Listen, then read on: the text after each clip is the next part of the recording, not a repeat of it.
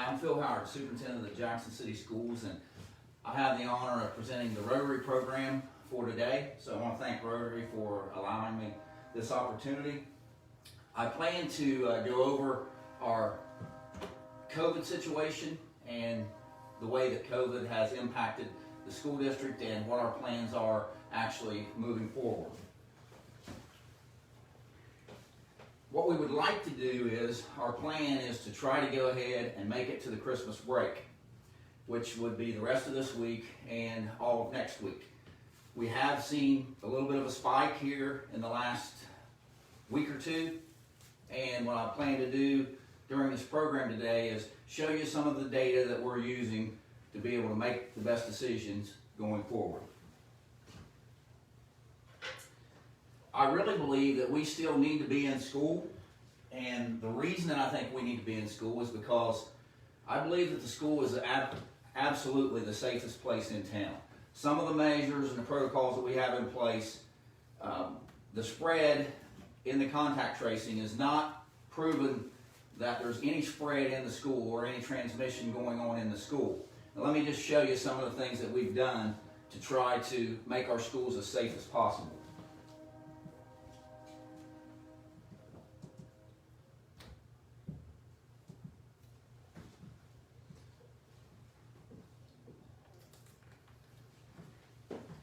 This is actually one of our K through 2 classrooms, and you can see there are cubicles for each desk. At the elementary buildings, in our lunchroom, we have rectangular tables. And these tables, you can probably maybe barely see these little white pieces of paper that are taped down here. We have 4 students at each of these tables. We'll have a student near the barrier, we'll have a student on the end, and the same thing on the other end. So we only have 4 students that are actually eating at that table, with a barrier separating 2 of them and 6 foot of distance in between the other 2. So this is kind of what it looks like. Again, 4 students per table. At our high school, it's a lot different because we have a whole lot more kids that we need to try to feed at the same time. And so we've utilized our field house and as well as our normal cafeteria and the commons area. This is our field house, and you can see that there's 4 kids that are eating there, but there's barriers between all 4 of the students there. It's a close-up view of that. In our cafeteria at the high school, it's a similar thing, except the tables are more egg-shaped or oblong, and they're not rectangular tables. But we have 4 or 5 students. I think these tables actually seat 10, and we have 5 students being able to eat at a table with the barriers in between. This is a picture of an elementary, probably a 4th or 5th grade classroom. We have plastic and plexiglass barriers all over our buildings. This picture is one that I took early in the year. It's not as good quality as the other pictures that some of my other people had taken, but here's 4 students eating lunch at Jackson High School. More pictures of the barriers at the high school. Or I'm sorry, that was at the elementary. Same thing here. You can see in between the rows, we have these barriers set up to help protect our students. We've also spared no expense in trying to keep our buildings clean and sanitized. And I have a couple of things here that I want to be able to demonstrate to you. We have this little Star Wars gun looking device, and it has a reservoir here. It's got a cleaning solution, a sanitizing solution in it. We use this to sanitize our buses. This one little container here will probably sanitize 4 or 5 buses, and it only takes a matter of a minute or 2 to do this. It's just like a mist that will spray out, and we can, like I said, we can do a bus in a minute and a half or so, and this will do 4 or 5 different buses. We also have this bigger device here. It's actually a backpack sprayer. It's a backpack sprayer for our custodians and cleaning people. if we need to clean or sanitize a larger area, such as the gymnasium, auditorium. We can do our entire auditorium in a matter of 4 or 5 minutes with this device here, and the same thing with our gymnasium. Had a home basketball game the other night, and we were able to, in between the varsity and the JV game, we sanitized the entire the set of bleachers in just a matter of a couple minutes. It dries really, really quickly in a matter of a minute or two, and all of our buildings have these. So you can see. We've also we've hired additional cleaning people for each of our buildings. We have a couple of cleaning people that are additional cleaning people in addition to our janitors that are on duty all day long from the time the kids get there. And those people, what they're doing is they're constantly walking around in the building and sanitizing common areas, doorknobs, handrails from where the kids are going up and down the stairways, the lunch tables in between each group of kids that come in, and those people are really, really doing a great job. I can't say enough about the job that I think our staff has done, our support staff and our teachers, in trying to make sure that we're being able to keep our kids safe here during this pandemic. I really believe that if we close the school, and I'm not saying that we won't be forced to at some point in time, because depending upon the situation, it could happen. Neighboring districts, neighboring counties, some of them have gone remote until after the holiday break. But I'm hoping that we don't have to do that. My fear is that if we shut the school down, because I think it's the safest place that there is in town, and in the county for that matter, I believe that if we shut the school district down, that we could contribute to the spread. Because, for example, our high school students, we have a controlled environment in all of our buildings right now. Every student is wearing a mask. All of our people are wearing masks. You can't walk 25 or 30 feet without coming across a hand sanitizer station. We've got these extra cleaning people. We've spared no expense at trying to keep our buildings sanitized. And I'm afraid that if we shut down, the high school kids in particular, those kids have light driver's license, and they'll be out and they'll be having 8, 10, 12 kids at people's houses, and I guarantee you they won't be wearing masks. So for at least 7 hours a day and up to 12, depending upon if these kids are involved in anything after school, it's a controlled environment. We know what's going on in the schools. They're all wearing masks. Extracurricular activities. We have the ability, when we have a ball game, it's not just anybody can come anymore. I mean, we'll have a varsity basketball game and there won't be 150 people in the gym. So it's a controlled environment, and if someone doesn't want to conform to what we're requesting for our rules, then we have the right and ability, and we have and will continue to throw people out if they don't want to conform to what the rules are. So if we cancel school, it's going to give kids more time to go out and be places and do things where there's not such a controlled environment. So for that, and if you want to think in terms of our elementary kids, the parents of the elementary kids are still going to have to work. So they're going to have to find childcare somewhere. And childcare is really, really hard to find. And it's going to be especially hard to find if schools start shutting down. There's nowhere, you can't just get someone to watch your kid at the spur of the moment. So I fear that people will be forced to drop their kids off at a babysitter who may be babysitting 5, 6, 7 other kids. And, mask wearing and those kind of things probably won't be taking place. So for those reasons, I think that we need to try to stay open if we possibly can, or we could help actually contribute to the spread. Another reason is that, obviously I don't need to go into detail about the importance of the kids' education. And in-person learning is without question the best way for students to learn. But there's also a mental health aspect to this. I personally contracted COVID and was quarantined for a number of days. And I know just for me how hard it was, to be in the house and not be able to get out, and for these students to not be able to have access to their peers and to be able to get out and to socialize to some degree. I think that there could be a real mental health cost to our students going down the road, and that's another reason I think that we need to try to stay in school. In addition to the fact that it's safe, they're going to get at least 2 meals a day. There's a whole lot of reasons for us to try to stay in school if at all possible. So some of the questions that I'm being asked, when and for what reason would we shut the school down?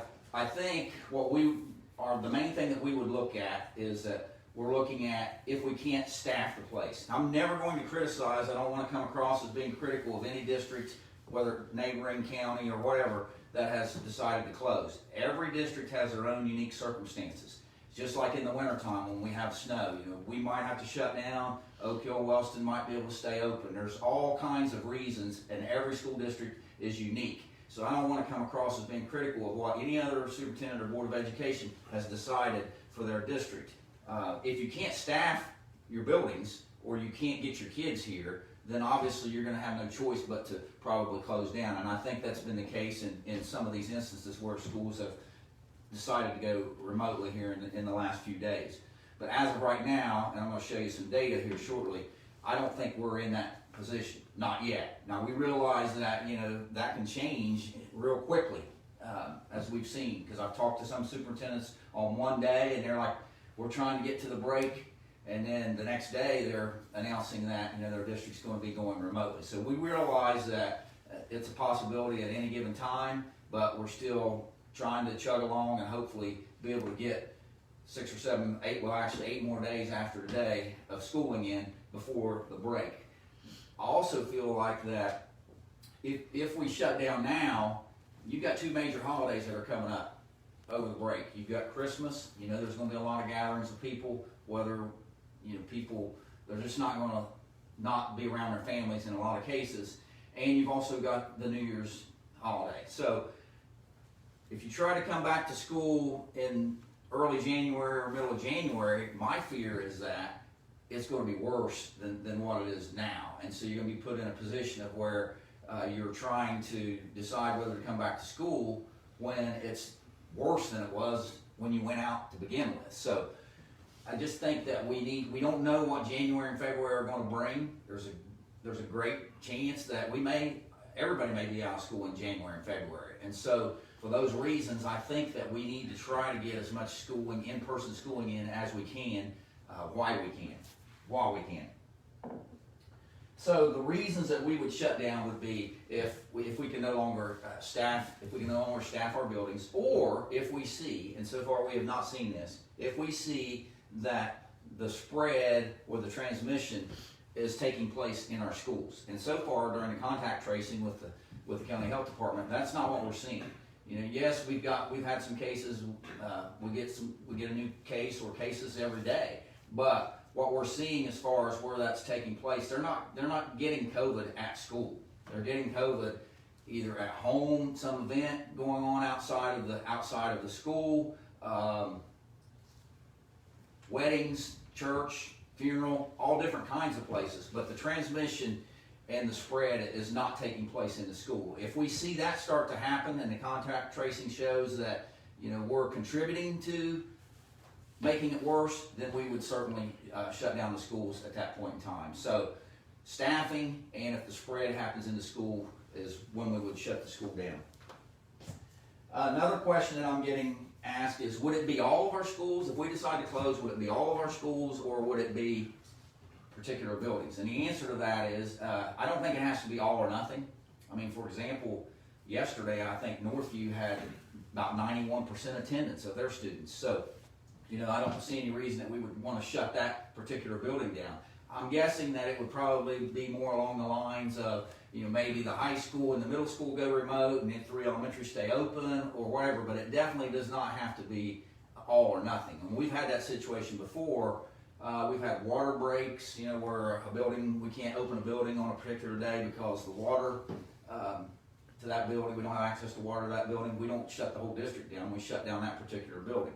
So it does not have to be all or nothing. Another question that I'm getting is, what about sports? If we shut the school district down, what about sports? This probably won't necessarily be popular with a lot of people, but my personal feeling and recommendation would be that if we can't have school, then I don't know how we could justify that we could continue to have our athletics. If the spread is so bad that we're having to call off school, then it would be my recommendation that we discontinue athletics during that time. Let me show you some of this data that we're looking at.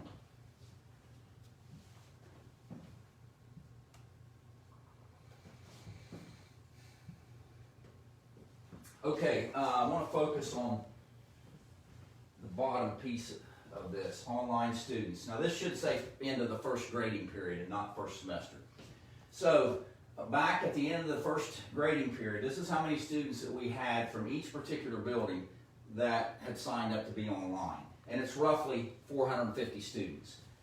As of yesterday, this is the number of students that have elected to go online. You can see it's up a little bit at the high school. It's down about the same amount at the middle school. And then the elementaries are virtually the same. 5 more kids, 3 more kids, 5 more kids.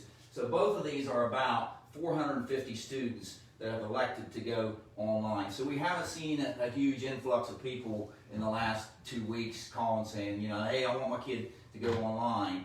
It's pretty much the same as it was before. It may be at different groups of kids, but the numbers are relatively the same. Let's talk about our teacher absences.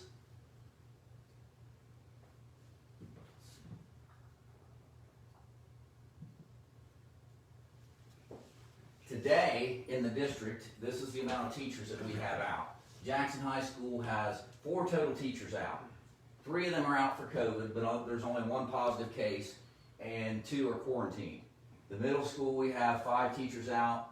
1 is a COVID situation, but that teacher's quarantined, not a positive case. Northview's got 3 out, 1 COVID because the teacher's quarantined. Southview has none related to COVID, and Westview has 1 out due to COVID, and that's a quarantine. So if you just look at the COVID situations, we have 3, 4, 5, 6 teachers that are out due to COVID, but only 1 of those people are positive. The other 5 are just quarantined. So let's take a look at our student attendance.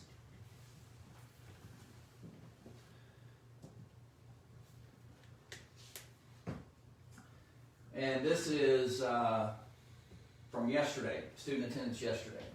So we had about 74, 75 kids absent at Jackson High School. On a normal day, once we take out the kids that are online, if every kid showed up at Jackson High School, we would have 437 kids. So yesterday we had 363 kids in the building. We had 74 out. So we had 83% attendance at Jackson High School. Now the middle school here lately has been the worst of all 5 of our buildings. Middle school, 441 kids. If everybody's there, you're always going to have 8-10% absent. We had 95 kids absent yesterday. We still had 346 in the building, and it's a 78.5% attendance rate. Northview yesterday, we had 317 kids in the building, if they're all there. We had 29.5 absences yesterday. That's not a half a kid being absent, that's a kid being absent a half a day.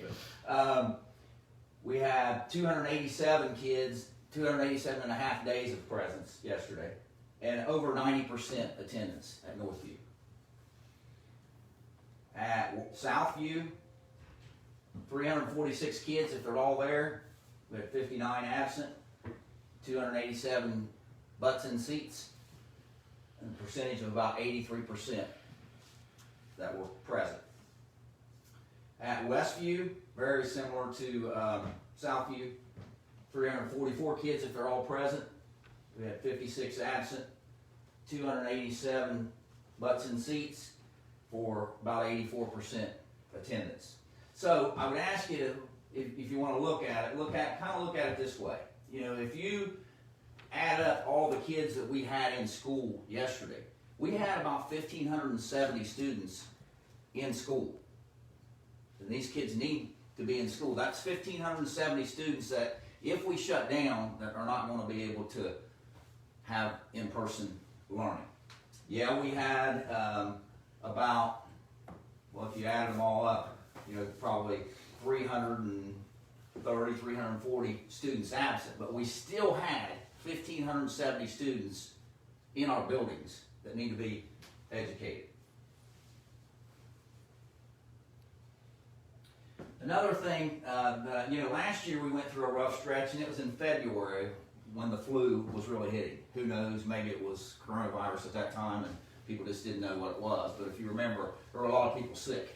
And it's not uncommon for that to happen, every year in a school district. You always go through some time where attendance is really bad and a lot of people are getting sick.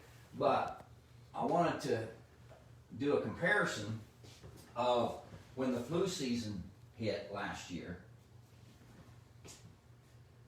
If you look at Jackson High School on February 20th last year, we had 85 students out. That was right when that flu was going on. Yesterday we had 74 out.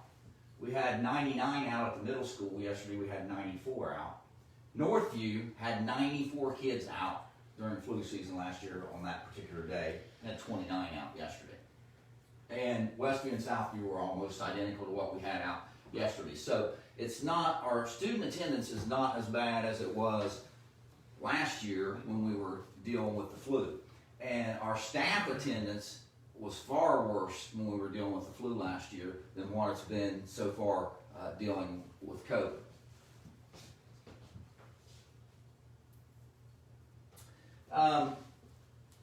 If you want to get information about our school district and as far as how many students that we have that are positive, how many students are being quarantined, every Monday morning I am required to update on our webpage. And let me show you what that looks like, and then I'll show you how to access it here. Oops, wrong. I'll show you how to access it here shortly. You can find this information on our district website, and it tells by building how many students are positive and how many students are quarantined, how many staff are positive, how many staff are quarantined. Now, the only thing I want to caution you about on this is that this is updated only on Monday. So the only time that this is 100% accurate, because on a Tuesday, maybe 20 of these kids come back, but it stays up for a week without being changed. Or maybe on Tuesday, 20 more kids got quarantined. So it's really only totally accurate on pretty much on Monday. But this is what we had on this Monday, yesterday. We started off with 31 kids quarantined at the high school, had 3 kids out for positive. We had 3 staff that were quarantined and 1 staff that was out for positive. The middle school had 62 kids that were quarantined, had 3 of those kids were out for positive, no staff quarantined, and 1 staff that was out due to a positive test. Our elementary buildings, Northview, Southview, Westview, had 9 quarantined, 39 quarantined, 33 quarantined respectively, and we only had 3 students out total of those 3 buildings that were positive. And if you can go down, and if you look at district-wide, this is people who are not assigned to a particular building, maybe the people that are in my office up here, or our bus drivers would be included in this because they don't work just for a particular building. We break it down by athletes and band, but if you want to get the full story, you go to the last page of it. Yesterday we had 174 kids that were quarantined. We had 9 kids that were out who had tested positive. We had 6 staff that was quarantined and 4 staff that were positive. Now I'm going to show you some percentages here in a minute that might make this make a little bit more sense. If we break it down by building, all right, and I want to remind everyone that the numbers that you see here are based on numbers that we have had over the last 3 months. So for example, we'll start with Jackson High School. And the older kids, it is more prevalent, there's no question. But we've had 23 students at Jackson High School test positive. But that's been over the last few months. Probably 17, 18, maybe 19 of these 23 have had it, they're back in school. We got 3 or 4 that are out now and then they'll be back in the next couple weeks. Jackson Middle School's had 9 students during the last few months, and I think probably 6 of those kids are back, and maybe 3 are out right now. Our elementaries, there's very little of it at the elementaries. If you add all 3 of the elementaries together, we've had 10 cases at the elementary building, and we have over 1,000 students there. So it's less than 1% of our elementary students have contracted COVID. It's about 5% at Jackson High School. And then if you go down to our total district, we have just over 1,900 students. If every kid is here, that does not count the 400 some that have already signed up for online. So we have over 2,300 students in the district, but 1,900 of them in person. 42 positive cases over the last few months, so that's 2+ percent. For our employees, it is more prevalent amongst adults. We all know that. We've had 28 positive cases out of about 320 full-time employees. We're not counting all of our part-time people in here because we have over 500 people that actually receive the W-2 from the school district. So between 8 and 9% of our adults and our staff. So I want to show you just real quick how to access that resource page. So when you go to the internet, if you go to our website, which is jcs.k12.oh.us, when our website pops up, on the left-hand side, you'll see a list of things. You see COVID-19 resources. You want to click on the COVID-19 resources, and that document that I showed you that had all those quarantines and positives broken down by building is in this. And also, every time when we have a new case in the building, here is where people will see this letter. Now, we're also sending this out electronically by email to every parent in the building. So if we don't have your email, you need to make sure that you get a hold of school and give us your email, and you can start getting these letters. And it just says that, we've learned that a student or a staff member at Jackson High School is tested positive. So it's just to keep the parents updated on that. But if you scroll through all of those letters, somewhere in here, yeah, down here, you can get to this dashboard that shows how many students that we have out due to quarantine, or how many students that we have out due to positive case. So, pretty close to wrapping up here. The question is, what can we do as individuals and as a community to try to ensure that the school can stay open so that our kids can continue to come to school and continue to learn and be able to participate in their after-school activities and so forth. I think if our community and our people want to ensure that happens, we're going to have to behave that way as individuals and as a community. When we go out in public, we need to be wearing a mask. You go in the stores, you need to be wearing a mask. Let's not be having tons of kids over your house or parties and those kind of things, because we know that those events are going to cause the spread of the virus. If it gets so prevalent in the community, there's nothing we can do, no matter how good of a job that we do in the schools. We're not going to be able to keep it out. I think we've done a fantastic job. I think we've done a tremendous job. I think our people have done a great job. But if it becomes so prevalent in the school or out in the community, we're not going to be able to keep it out of the school. So I'm asking that as individuals, that we all bear some responsibility here if we want to be able to keep our schools open and keep our kids being able to come to school and participate in the things that they're used to doing on a daily basis. And that pretty much concludes my program for the day. If anybody has any questions, you can feel free to call my office, shoot me an email. I will respond generally within that same day, but now with everything that's going on, it might take me a day or so to get back to you, but I promise that I will get back to you if you have any questions or you want to talk about any of this information that I've presented here today. Thank you very much.